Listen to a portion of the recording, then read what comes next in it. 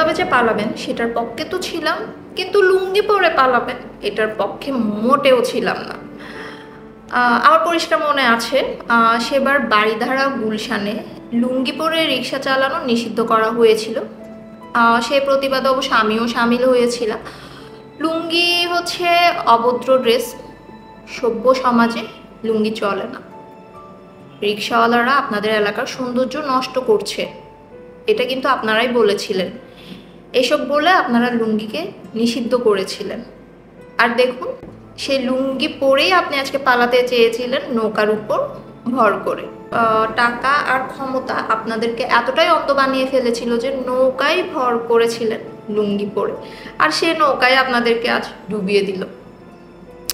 এখন বাকি জীবন আপনাদেরকে লুঙ্গি পরেই কাটাতে হবে। একটা জিনিস খেয়াল করুন তো, তাদের কাছে কি ছিল না? অর্থ, ক্ষমতা কি ছিল না?